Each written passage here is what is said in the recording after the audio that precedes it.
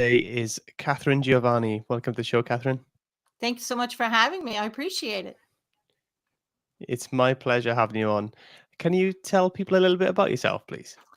I am an award-winning best-selling author, as they say, of 12 books. I'm one of the original founders of the independent concierge industry, but I retired from that about in 2020. COVID kind of killed everything, didn't it? And now I'm concentrating on my books, and I am a forgiveness coach. That's about as fast as I've ever said anything. Love it. Um, so 12 books. That's takes some doing. I'm a little bit of an overachiever. I figure when things happen in my life, I usually write about it. And how I got through college, university, as you guys call it, um, if it had an essay question, I could pull it off. I've always been able to write. If it didn't have an essay question, I was kind of sunk.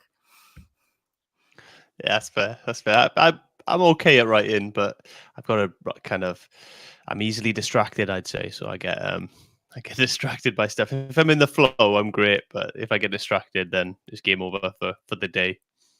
When life throws things at me, I usually write about it. I've had let's say there's been a lot of water under the bridge in my life, and I usually write about all of it. Yeah, that's cool.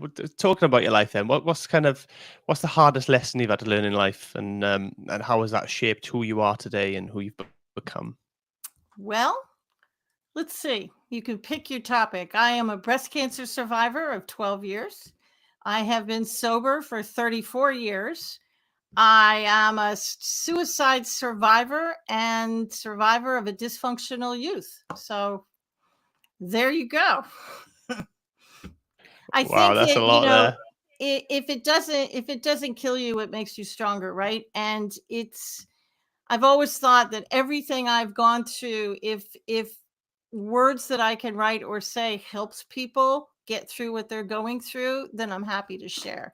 But the way I've gotten through all of it is through gratitude, positivity, and forgiveness, to be quite honest. Yeah, how did them difficult? Because they sound very difficult experiences, and if you want to delve into them a bit deeper, then more than happy to get into it.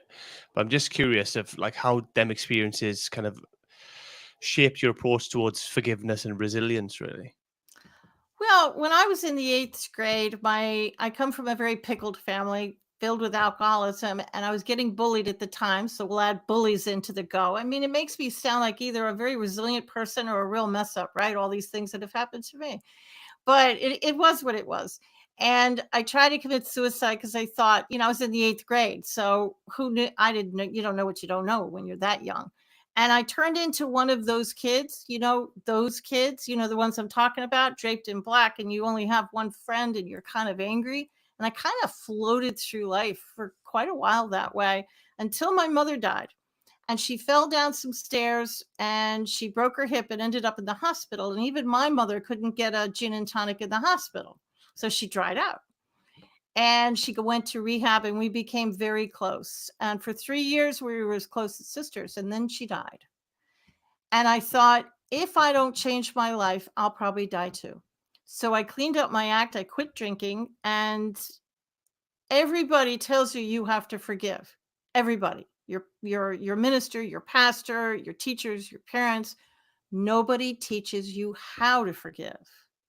And what if you don't want to? What if you don't want to forgive? So I kind of learned to forgive because when you get sober, you have to go through steps and you go through AA and all these things in the United States. And I started to forgive people and I was just paying it lip service. It didn't really mean anything, but I knew I had to do it. And that's what really started me on the road to forgiveness. I was born incredibly shy. So when people looked at me and says, "Oh, well, you have to reach out to people and forgive them face to face." No, not going to happen. Not so much. Wasn't a fan. So my method, and I'm actually what they call an extroverted introvert now because it's 200 years later and I've learned how to do these things, but My method, and I can take the stress out of your listeners right now. My method is one where you don't have to tell anybody you're doing it. You can do it all by yourself in the privacy of your own house. So let's just take that stress right off the table right away. So the way that you teach this method, is it like a step-by-step guide? Is it to move It past kind is. of, It's an these actual pains? system. It's an actual system that's, and I'll walk everybody through the system because I understand not everybody wants to read a book or listen to my audiobook. So I'll actually walk everybody through it so you can get a real good idea of what it is. But when everybody who heard you say the word forgiveness, 10 out of 10 people's knee-jerk reaction is the same, including yours. On a 10 scale, with 10 being unforgivable, horrific dumpster fire, and 1 being the easiest person in the world to forgive, everybody listening and watching is thinking of their number 10 person. Everybody. And that's fair. They're the ones that hurt you the most. They're the ones that are unforgivable. So a few things with that. First of all, the only one that's going to look you in the eye and say, you don't have to forgive the unforgivable. You don't. Why? Because there's a lot of other people, places, and things. And I did say places and things, so stay with me. There's other people that you can forgive before you even get to that dumpster fire. You can start with the easy ones, like the person who cut you off on the road the other day when you were trying to turn. You can forgive that person. The person who stole your lunch when you were at work. I hope you can forgive that person. Easy, easy people. And that's where you start. You start with the easy ones and you work your way up. That's part of the method. Yeah, I like that. And I've always thought that forgiveness is for us, really, right? It's for ourselves, to give us that peace and that, that calm, so we can enjoy our lives more so than it is for the other person. Because I think a lot of people look at forgiveness and think, oh, it's for the other person's benefit, but actually it's for our own benefit. That's right. I mean, if I forgive you, it doesn't give you a pass. It doesn't mean you were right all of a sudden and now I all of a sudden agree with you. You're still wrong and you're still a dumpster fire as far as I'm concerned. Forgiveness means simply, I want you out of my head. That's it. I want to stop thinking about you. I want to stop thinking about the memory. I want you out of my head so I can live my life again. That's what this method is designed to do. Now you've got these people who say, well, you need to forgive and forget. Okay, let's talk about that. Nobody's going to forget. Come on, let's be real. Let's have a little reality check here. Nobody's going to forget. Now, there might be a unicorn magical person somewhere on the planet that can forgive people and forget about it. I am not your girl. Not going to happen. So my method is going to remove the emotional attachment to it. So you can look at this memory and you're going to feel nothing. That's what I'm going for. You're not going to feel angry. You're not going to feel sad. You're not going to feel happy. You're going to feel nothing. That's what I want. I want neutrality. That's what I want. And now that allows you to think about something else for a while. Now, just because I forgive you doesn't mean I want a relationship with you. I probably don't. And a lot of people are mad at their parents and their siblings and people they grew up with or their business partner. Just because I forgive you doesn't mean I want a relationship with you. They might be narcissistic. That might be completely, it might be dangerous to go back to these people. You forgive for you. Forgiveness is selfish. You're doing it because you want to be the person free. Now, the sad part about it is the person you're forgiving probably isn't thinking about you at all. Doesn't it make you mad? I mean, you want them to be as miserable as you, right? But they're not. They're living their life, not giving you a second thought. Okay, that kind of bites you as well. But that's why you want them out of your head. You want to live your life again. Absolutely, and I think it's really important that we're able to do that and find a way to do that. But it is like you said, nobody shows you how. They just say, "This is what you need to do." So, with that in mind, could you walk us through some of the kind of the core elements of your process and how it's different from kind of the traditional approach of just saying, "Oh, just give it time and it'll time heals everything" kind of scenario. Okay, time does heal everything.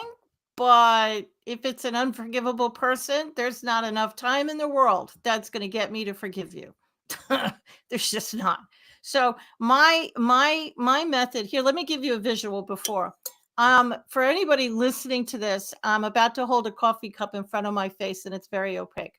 But right at the beginning, when you get angry, look at my body language. If this coffee cup is anger and resentment and bitterness, I can still conduct business. I can still talk to you. We could go out for a bite. We could go to the pub. I mean, I can still conduct my life, right?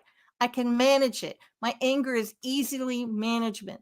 I'm not angry. I can do this. Okay. Uh-huh. If I keep holding on to this, though, it's going to start to hurt, right? So now I'm using both hands to hold up the cup. Now my anger is starting to affect my life. And if I keep holding on to it, now look at my body language. The cup's right in front of my face. I can't see you anymore. All I can do is focus on the anger. All I can do is focus on the bitterness and resentment. And I can't talk about anything else. And even if I'm spinning the stories funny, I'm still thinking about it. And if I'm not thinking about it, it's like this silent movie playing in the back of your mind that you almost don't even know is there. So, and I have a whole chapter on science for those naysayers out here who don't believe me. I have studies to back myself up. Einstein proved that energy is neither created nor destroyed. It just transforms into something else. We've proven that. So when you get angry, Aaron, what do you think happens? It leaves your mouth and you think it magically dissipates into the universe. It does not. It hangs around your energy field and it's going to stay there until you clear it. And that's why you have unforgiveness with so many people. You thought you forgave them, but you're still angry. There's still kind of an invisible cord tying the two of you together. It's the energy. So the meat and potatoes of my entire method is forgiving the energy. You forgive the person, the energy around the person. You forgive yourself, the energy around yourself. You forgive the energy around the whole thing. Another thing people say is anger is toxic. Okay, how? I love teaching. I love learning the how behind things. You can Google this. It's right on Google. The pictures are absolutely wonderful. There was a Japanese water study done by a guy named Matsumoto. And I'm just going to simplify it in the interest of time. He took 2 containers of water. One container of water, he said these beautiful, loving words to. He spoke to it. He talked to it. The other container, he spewed hate and negativity and said horrible things to it. Then he put it under a microscope. The water that he said nice things to had these beautiful formations. The water he spoke nasty things to had these black and brown sludgy formations. Why am I telling you this? The human body is 98% water. So when you have bad self-talk and you're angry and bitter, you're literally changing the cells of your body into that black and brown sludge, and it's affecting your health. So forgiveness is going to change those cells back into those beautiful white cells, and it's going to actually bring you health again. So I want you to sit down with a piece of paper and a pen or your computer, and there's a magic button on your cell phone. It's the off button. Not many people know about the off button. So I said this to somebody a couple of weeks ago. The color drained from the woman's face, and she said, "Oh no, I can't turn my phone off." She got really upset. So if you can't turn your phone off, at least turn the volume off. Put it on mute and get someplace where you're all alone. And I want you to write down everybody you think you need to forgive, and don't judge it. It could even be yourself. You might put yourself on that piece of paper. Sometimes we have to forgive ourselves, but don't judge whoever you write. Just write them down blind. And then I want you to rate everybody between 1 and 10.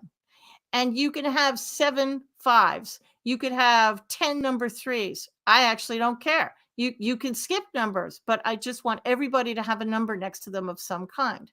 And then you start with the easy ones and you work your way up the list. And you're forgiving the person and the energy. And that's the basis behind the system. Now, you're not going to get a number 10 person down to a 1 in one sitting. This is a marathon, not a sprint. It's going to take some time. It's like peeling back the layers of an onion. You're going to forgive once. You're not going to feel anything. You're going to think it didn't work. It did. You just peel back the first layer. Memories might come up that you've forgotten. You might label somebody a number 3. You forgive them. Now you're all of a sudden you're really angry. Why? Because you're remembering things now. The brain is a brilliant, brilliant tool. and it hides things to protect you. And as you go through these things, you're going to start remembering. This is not an easy thing to do, but it's the best thing for you. You're going to feel better. That's so it's a long process then that you go through, and it's, step by step trying to forgive each element individually almost of what they've done, Not and terribly long. you know I mean, they I only want you to do 10 at a time, and I'd really like you to do them at night before you go to sleep, because your body heals itself when it's asleep. So you're literally only doing 10 at a time. And there's worksheets and stuff in the book, and I have an audiobook available and all these things. But the reason you want to forgive people is because you want them out of your head, and you're going to start to feel better, because you are. Coffee's going to smell better. The world's going to look a little brighter, and people are going to notice. They're going to say, Aaron, did you lose weight? Is something's different about you? You look so good today.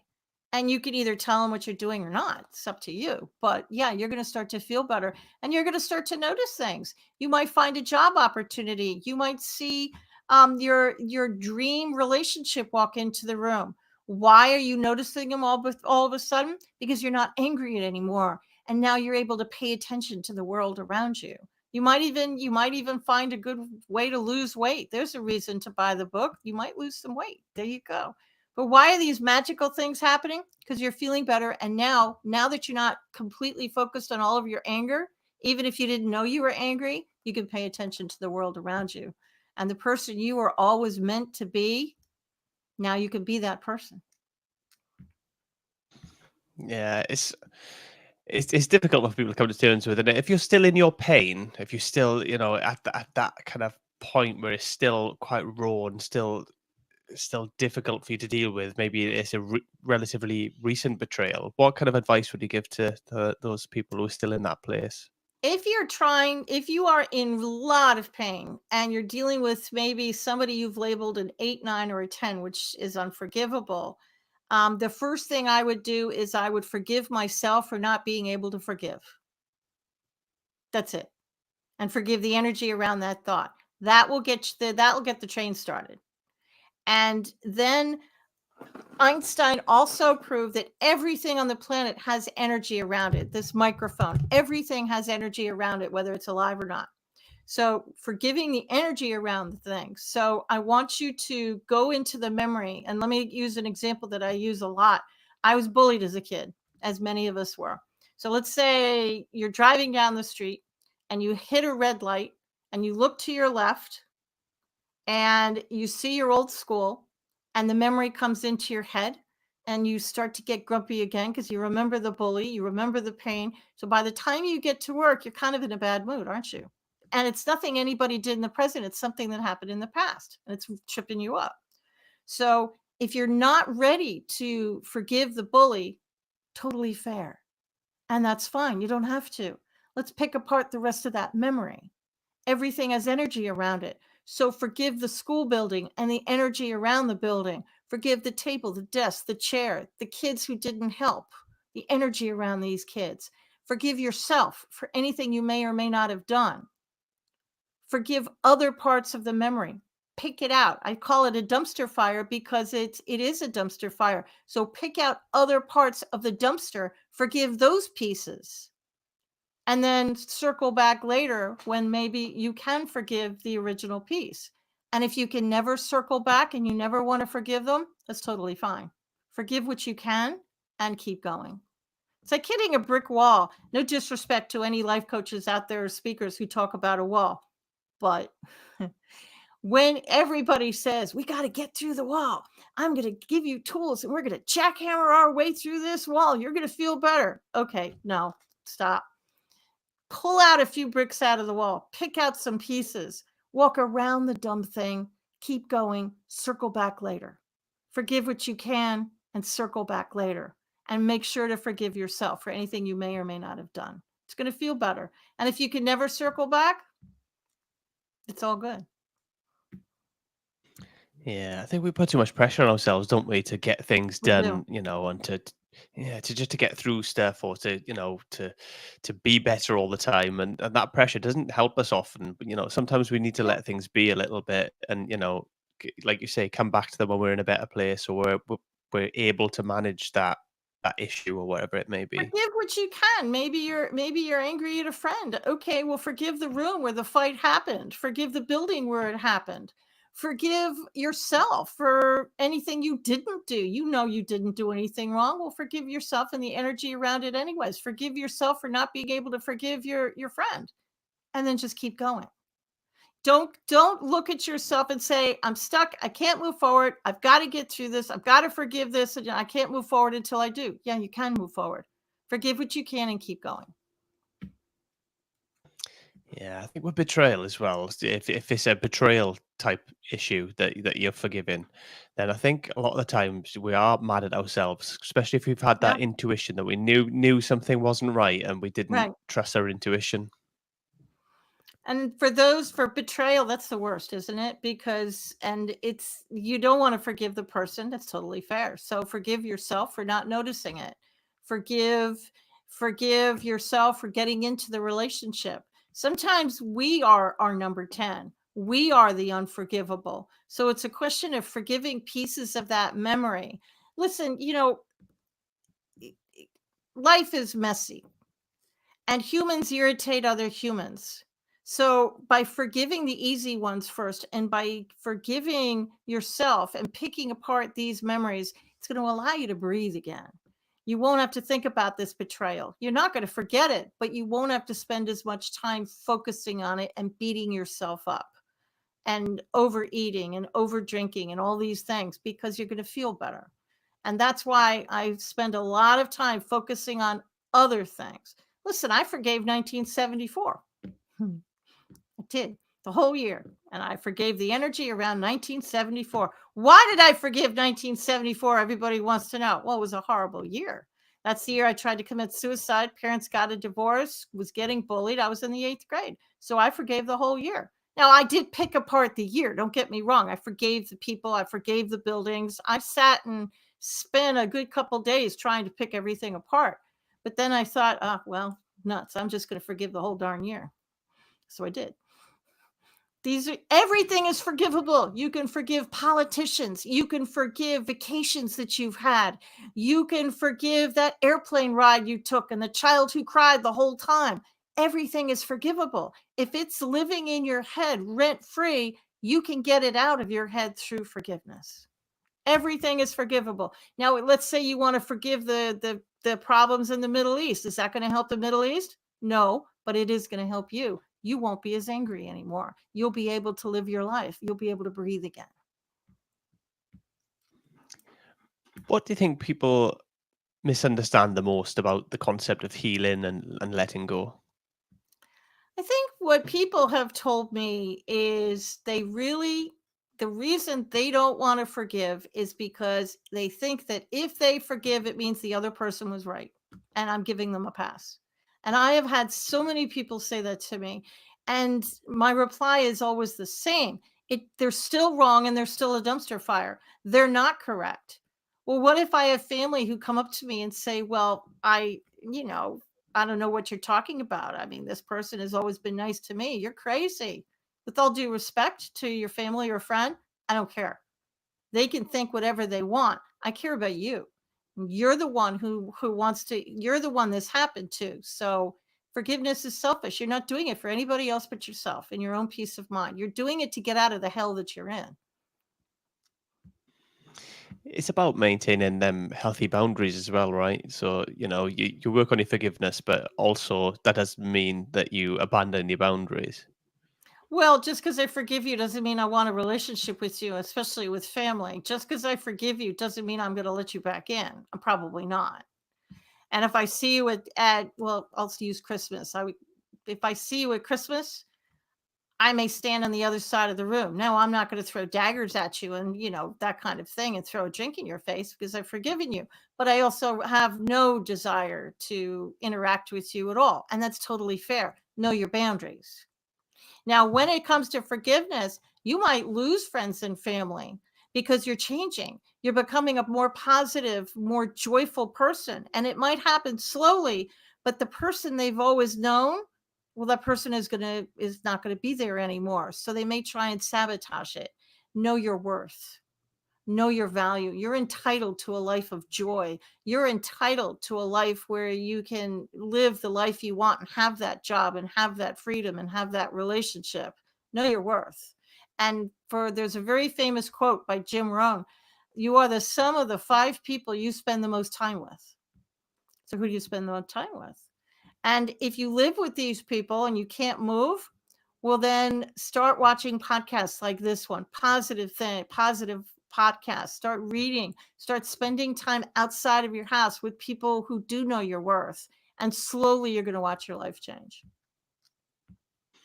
Yeah, it's an interesting one, the family element, because I agree with you, and I'm of that way that, if I fall out with family, if they betray me to a point where I don't believe I can forgive them enough to have a deep relationship with them, then I won't have that deep relationship with them. However, culturally and socially, it's very much pushed upon us, and family is Yeah. most important. Blood is thicker than water, all that kind of stuff. Yeah. Yeah. Yeah. However, however, it doesn't mean it's right for you. And if it's having a really Yeah. negative impact on your life, then why are you going to continue that relationship? And you still have to go to Christmas and they're all going to be there, aren't they? I mean, it's a choice. It's like a sinking ship, like the Titanic. You can stay and go off, down with the ship, or you can let it go. You can choose your family, because you can. I have a lot of family, but not most of them are not blood related. Family to me is people I choose to make family.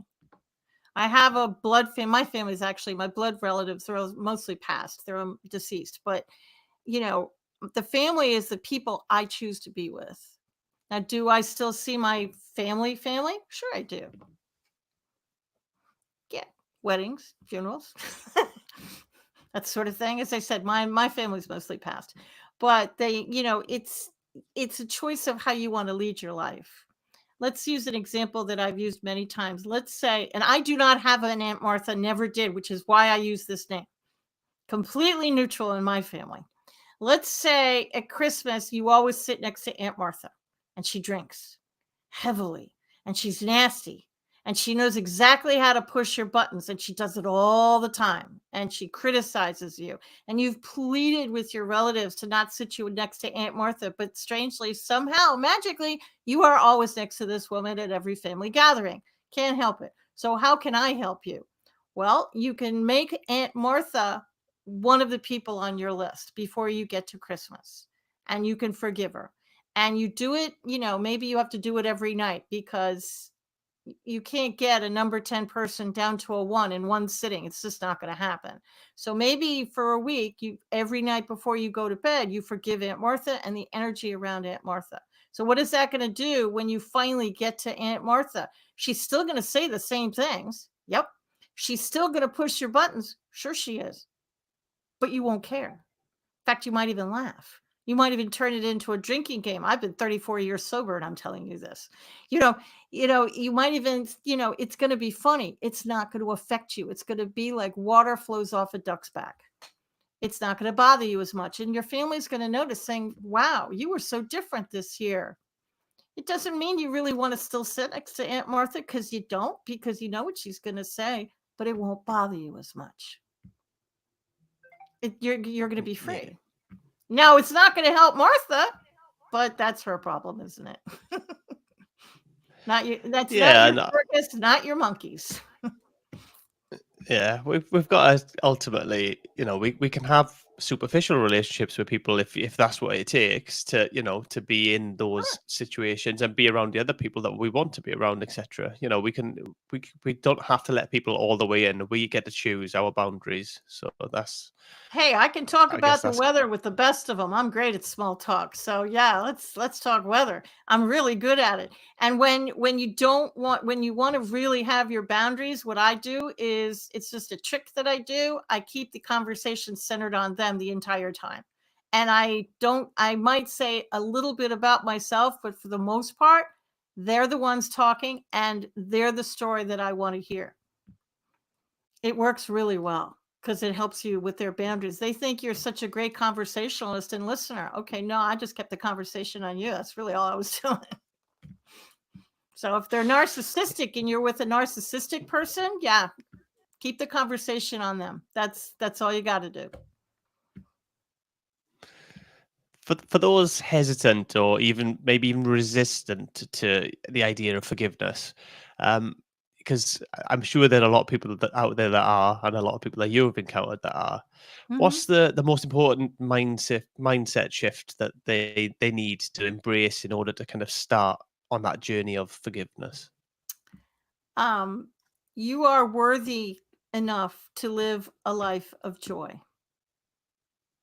You are worthy to have the life that you've always wanted.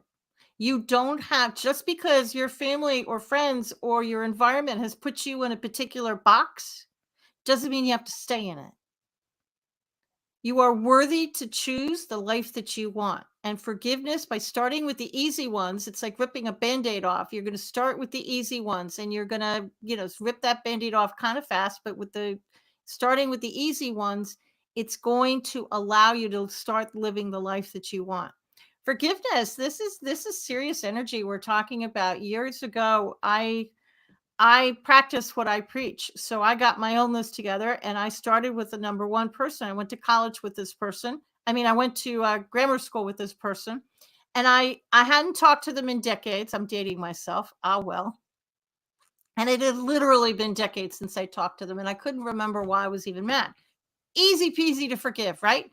So I sat in the middle of my bed because I was all alone, because that's part of the practice. I imagined the person I knew in school was standing in front of me, not the adult, the kid that I used to know.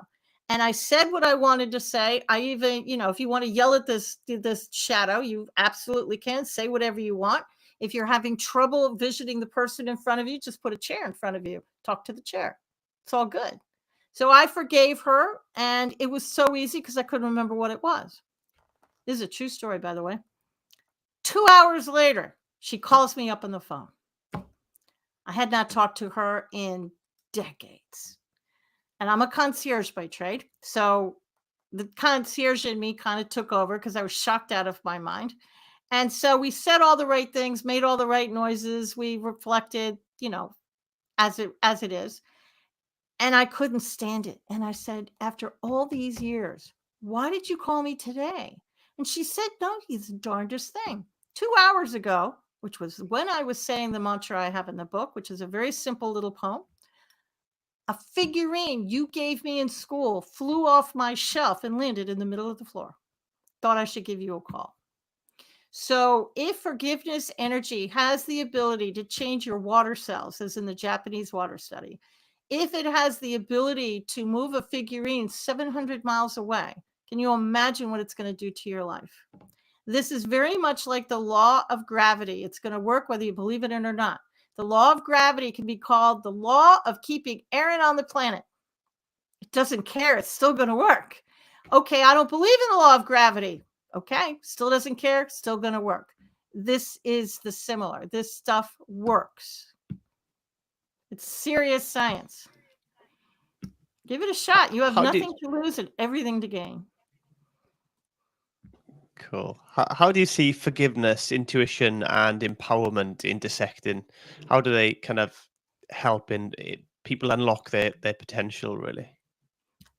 Funny you should ask that. I have written a lot of books. One of them is called The Little Bird in Your Shoulder, which teaches people how to tap into their intuition. Everybody on the planet has intuition. It's not just special people. Everybody can tap into this. And you tap into it in life-saving moments. You hear a voice in your head, or you're all of a sudden you have the desire to move out of the way, and something bad, a car comes by. That's the little bird in your shoulder. And the little bird has been trying to get your attention all your life. And when you tell people you're intuitive, society, Americans and Europeans, the entire earth, all of a sudden society slaps a "you're crazy" as a bedbug sticker on your forehead, don't they? Nobody believes you. Oh, you're out of your mind. That's the woo-woo stuff. No, it's not. That's your intuition. You hear it, you see it, you know it, where you just feel it. You walk into a room and it just feels off to you. Trust that little bird. And you're not meant to live a life of anger. And if you want to tap into your intuition, you got to connect your telephone, and anger is standing in your way. And it is like a movie, as I said before, it's like a movie playing in the back of your mind that you don't even know is there. And it's preventing you from tapping into your intuition. It prevents many people. But you're not crazy like a bed bug, I promise. This is all a natural thing. Yeah, I'm a naturally intuitive person, to be honest. I've always felt that way, and I kind of have. I've not always trusted it though. So, how do you help people to kind of develop trust in their intuition, and to really follow through with what it's telling you? When I don't trust my intuition, things go wonky. My intuition has saved my life probably 4 times now. Um, Way back in 2011, I heard and it sounded just like my own voice in my own mind. It says you need to start exercising. Well, I've been allergic to exercise since I was a kid. So I thought, no, not going to do that. But I couldn't get that out of my head. You need to exercise. You need to exercise. You need to exercise. So eventually I did something called the Couch to 5K running program, which is right online. It's brilliant, to be honest. And I started to exercise. I started to jog, ran a 5K. By the time that happened, I went from a size 14 down to an 8, found a lump. It was stage 3 breast cancer. And the surgeon said if I hadn't taken up running, I'd be dead because it was in a very strange spot. We wouldn't be talking. Another incident is the more recent. We were thinking of moving to Asheville. A huge hurricane just came through the United States. Actually, 2 of them. We had another one yesterday. But one of them went through Asheville, North Carolina. And we were thinking of relocating a couple years back, and we looked at Asheville, but it felt wrong. And I couldn't even tell my husband of 34 years. It just felt wrong. And I couldn't explain it. And he said, "Why does it feel wrong?" I said, "I don't know. We're not meant to be here." So we ended up moving toward the beach in Wilmington. And 2 weeks ago, a hurricane blew through Asheville and destroyed most of it. So when you feel that gut feeling, when you feel it, that's when you should listen to it. And it's usually the smallest voice and the smallest feeling, but when you know, trust it and don't second guess it. Because when you second guess it, things go weird, don't they? Indeed, they do. What's what's something that you used to believe about forgiveness, but you've now completely changed your mind on and feel differently about? I think forgiveness for me is I didn't want to forgive them because I wanted to stay angry, to be honest. It was kind of my story. I used to think that the anger I felt was the gasoline for my car, so to speak. It was my fuel. It was what got me up in the morning. Look at me, I'm a survivor. I got through all these horrible things.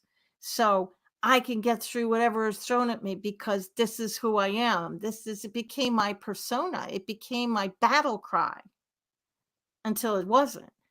It got me very far, but love and forgiveness will get you even farther. And that's when it turned the tides for me. Running your life on your hatred and your bitterness and anger and using that as your battle cry, so to speak, is like taking the local train. And you're going to stop at every stop, and you're going to get all the Tom, Dick, and Harry cold germs, and your life is going to kind of crumble every once in a while. But if you live your life with gratitude and forgiveness, even if you're forgiving the easy ones and you don't even get to the hard ones, that's like getting on the express train. And it's going to get you farther faster than the other one did. You got very far the way you are now, but you will get twice as far, twice as fast, make twice as much money, get healthy, get that relationship if you hop on the express train. But it's not easy. This is a marathon, not a sprint. This is, a lot of people call this shadow work, and it's not easy. And you may not want to go back to your past, and I respect that. But I'm only asking you to go back once so you can clear it. I can look back in my childhood now, and I see the love that was there. Now, Aaron, I can pick out the bad things if you want me to, because I can.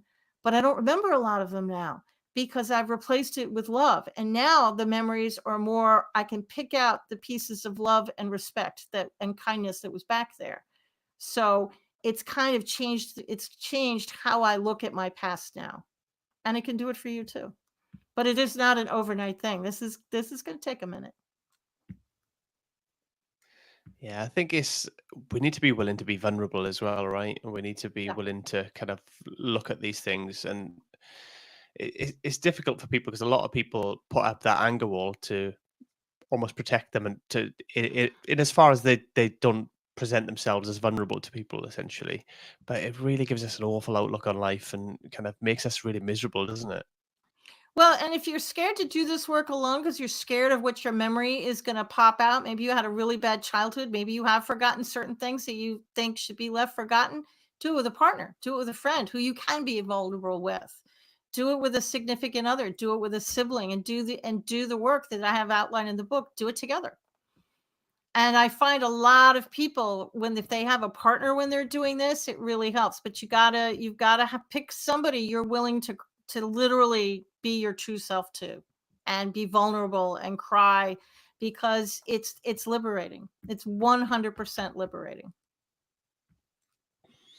Yeah, I suppose if we get the right person as well for us to that will create that space for us to do that, then that enables us to feel more comfortable and safer in that environment, I guess, and being vulnerable. But I think when you are able to do it, you build so much better relationships, and Right.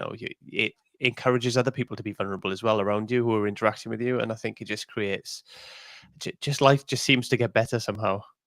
Yeah, you might not want to pick your ex. Let's just say that. Possibly not a good choice.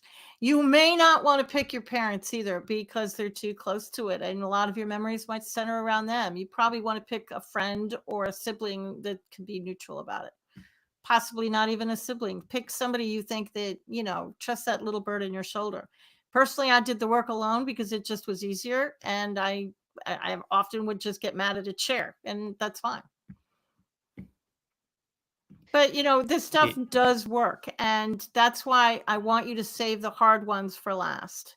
I did eventually forgive my parents, and I am not a religious person on any level. But when I was a kid, I did have to memorize Bible verses in school. And one of those passages helped me forgive my parents. Jesus is nailed up in the cross, and he says, "Forgive them, Father, they know not what they do." Which means to me, if you're in the 5th grade and you don't know calculus, I can't get mad at you because you haven't learned it yet. So my parents did the best they could with the tools they had at the time. Was it good enough? No, but they did their best. And if you combine that thought with some Simone Biles level mental gymnastics, I could walk it back and eventually forgive my parents. But it took some time. It took quite a few weeks to walk it back because I was angry.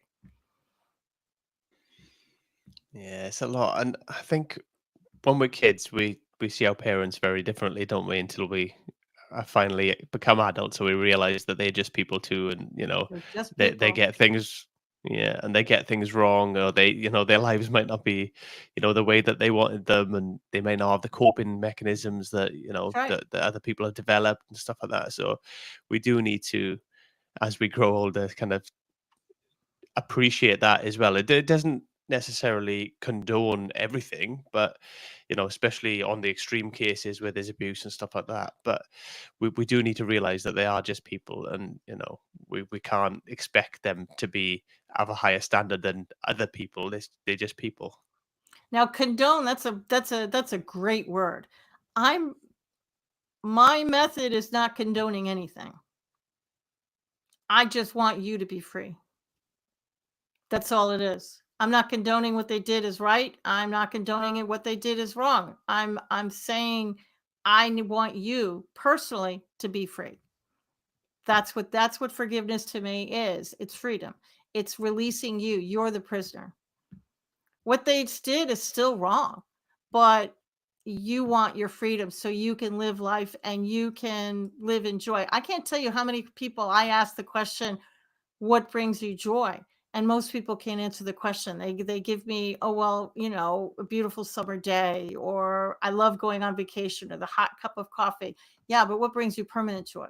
And then they stop. So this method, it's going to bring joy into your life. Wouldn't that be fun? And remember, you can forgive anything. You can, as I said, you can forgive places, people, times, buildings, politicians. You can forgive all these things. And it's all designed to make you free. I really think the biggest one for most people will be forgiving themselves.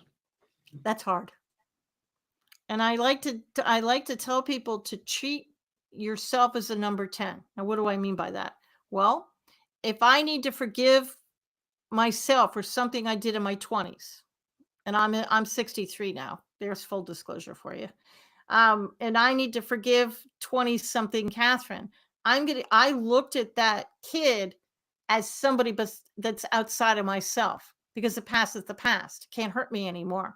So I looked at that 20 something Catherine and I did my system on her. And I picked out memories. I forgave the energy. I forgave the memories. And then if there was another thing I had to forgive myself for, I would forgive that Catherine, because you woke up this morning and you're a brand new person. Yesterday's gone. Yesterday's Aaron is already in the past.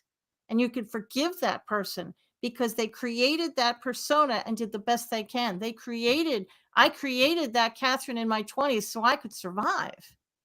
And I did the best that I could with the tools I had at the time. And was it good enough? Probably not. It was still the 1900s. Dinosaurs roamed. No, I'm kidding. But we didn't have the tools that we have today. And that's how you can walk it back. And if there's something you can never forgive yourself for, well, then forgive as much of the memory as you can and keep going. Circle back later. I like that. And I like that you said created a persona, because we do create personas. And Yeah. what a lot of people don't realize is you can create a new persona. You can Every morning. become something different. You don't have Mhm. to be tethered to that past version of yourself. You No, can, you don't. like you say, you could accept it. You can say that happened. It obviously did happen, but I forgive it. I move on. This is who I am now, and you That's can right. be who you want to be.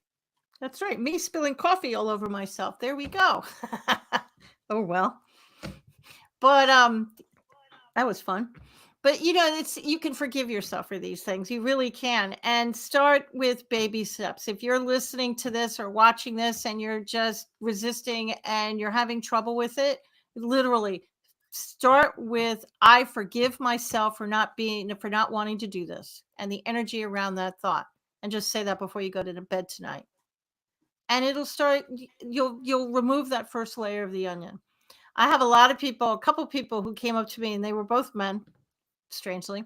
I have nobody to forgive. Okay. Uh, how about the road rage you got on I-95 South?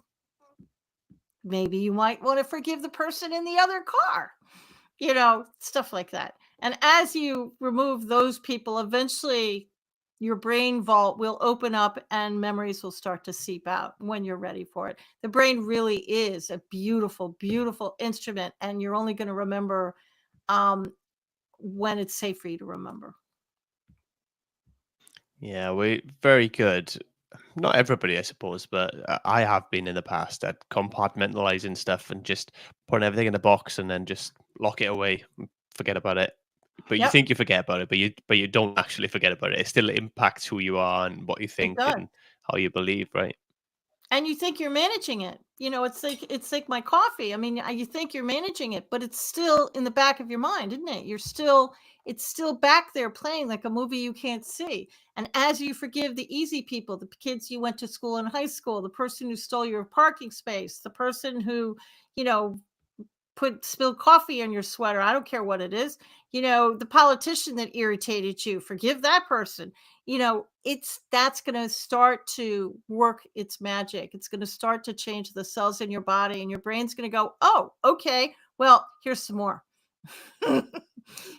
This is a process that'll probably never be stopped, because humans irritate other humans. There's always somebody you can forgive.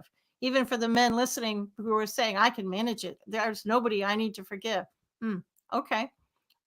Forgive that thought. If you really want to start, forgive that thought that you just had, and start there. And while you're there, think of the 3 things you're most grateful for every night before you go to bed. And I do it every night. I think of things that I'm grateful for that day, and I do forgiveness work every day before I go to bed. And I wrote the book, and I'm still doing it. And sometimes all you can think about is I'm grateful for the coffee I had that day. Okay, that's fine. Baby steps.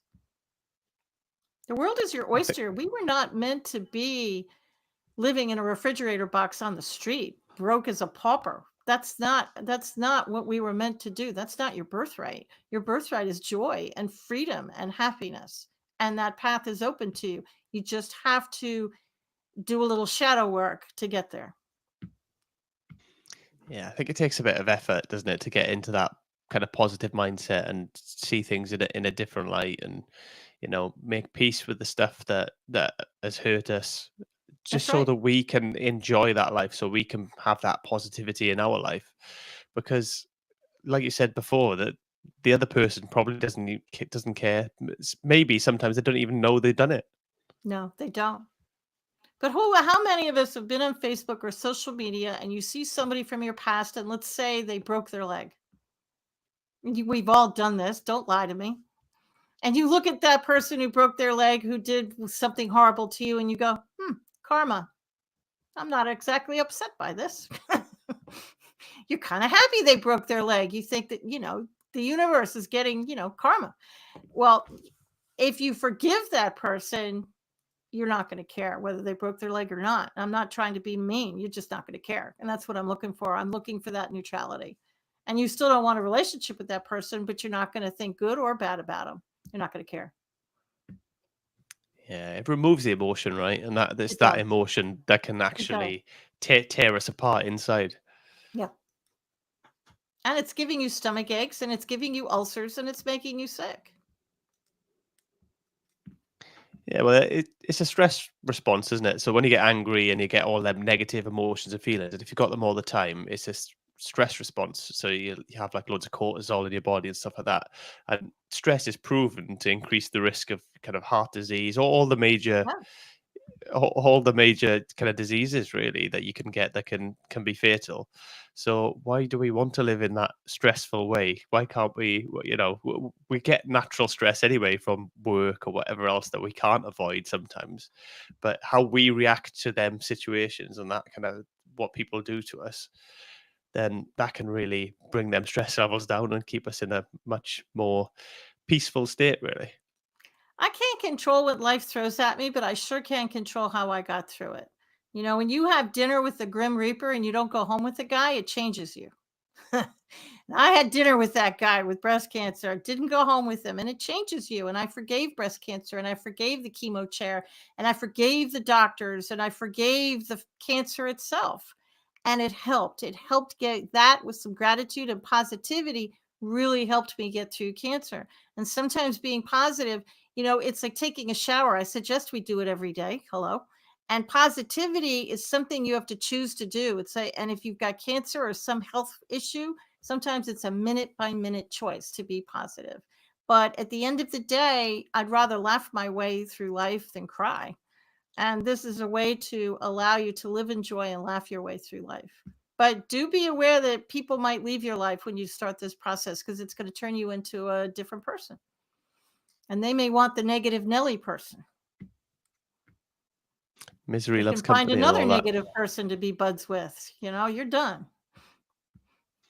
Yeah, misery loves company is what they say, isn't it?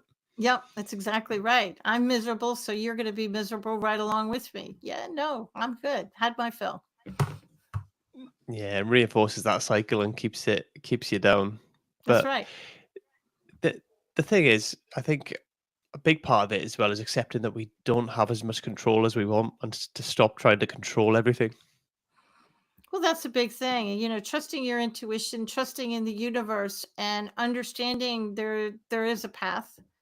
And once you're on this path, it's a question of living in the moment, not kidding, and living in gratitude and trusting yourself and removing all the other stuff that is not doing you any good at all.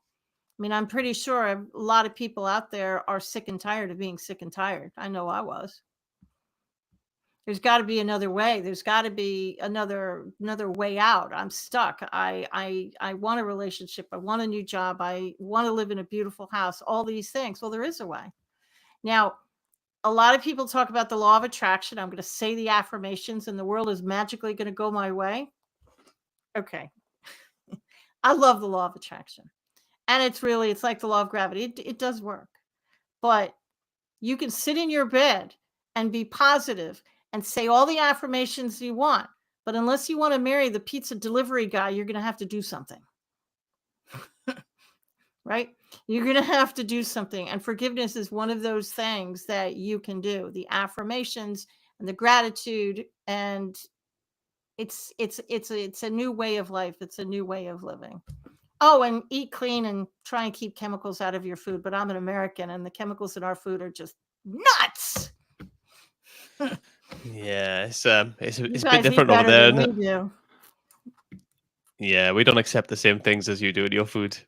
Our food is yeah, no, I eat clean. If I can't pronounce it, I won't eat it. So there you go. If I'm reading the ingredients and there's something in there I don't know, I had cancer once. I have no intentions of getting it a second time. Been there, done Yeah, I that. get that'll change your outlook on life completely, right? When Oh, it you're did. staring down that.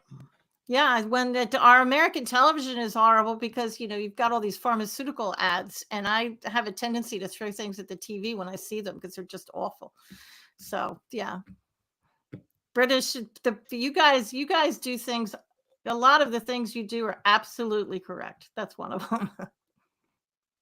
Yeah, I don't know. I feel like we copy you, and we just kind of 10 years behind. Really, we're always kind of we try to copy you more than anything else. I think, Don't copy the pharmaceutical ads on TV, please.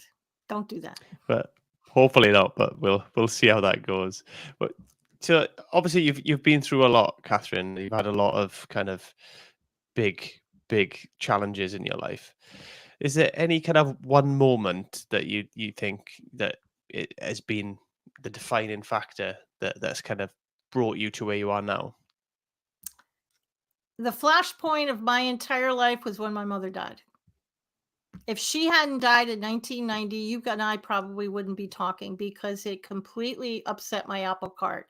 It was, she was everything to me. And I kind of dove into the black fog of mourning for about a year.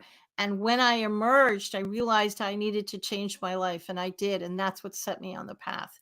So sometimes a big, huge, life altering, horrible thing happens.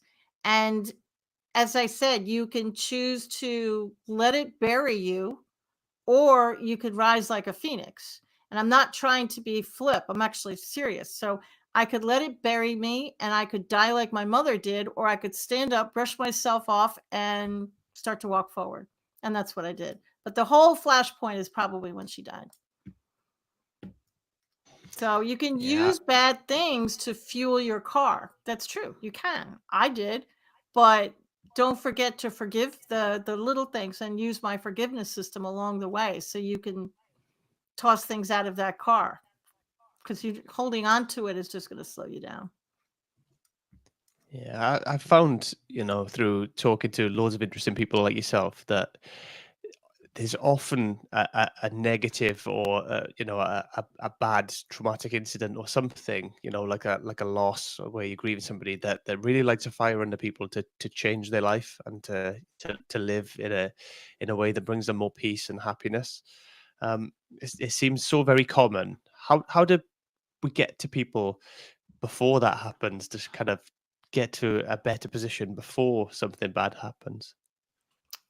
Why don't you use this particular episode that you're all watching and listening to and decide to change your life right now, in this moment, while Aaron and I are still talking, before something bad happens? Why don't you just decide tomorrow morning to wake up and just be different? Tonight before you go to bed, forgive a few people. And you could, if you can't remember, just go to Amazon. The download's right there with audio and all that thing. But it's, I forgive the person, the energy around the person. I forgive myself, the energy around me, and I forgive the energy around the whole thing. You don't have to hold a crystal unless you want to. You don't have to dance around your room unless you want to. You don't have to burn any incense unless you want to. It's a very simple poem. So before the universe hits you over the head with a 2x4, just choose to do it now. I like Nothing that. to lose Where and can everything to gain. Absolutely. Where can people find you if they want to get in touch with you or learn a bit more about you, Catherine? They can go to my website, and my first name, thanks to my mother, is spelled a little odd. It's KATHARINE, CatherineGiovanni.com. And you can also go to Amazon and pick up the audiobook, the ebook, or the paperback. And I've got a bunch of books on there, but the two you probably want is The Ultimate Path to Forgiveness, Unlocking Your Power, and my other book, which is about intuition, which is The Little Bird in Your Shoulder. And if you've got breast cancer, pick up Rainbows and Banana Peels. I'm crazy. I go through these things and then I write about it. So there you go. Beautiful. I'll make sure that I leave the links to the show notes for people to make it easy for them to find you as well. Before I do wrap this up, is there any final thoughts or final messages that you want to leave us with? I want everybody to know that you're worthy to live a life of joy, especially the women listening and also the men. You're worthy to do this. Your life is meant to have joy in it, and peace and harmony and prosperity, and whatever prosperity means to you. You're meant to do that. You're meant to live a life of happiness. You're not meant to live in a refrigerator box on the street. You're just not. So take that little nugget and know that you are worthy. That's really the biggest message.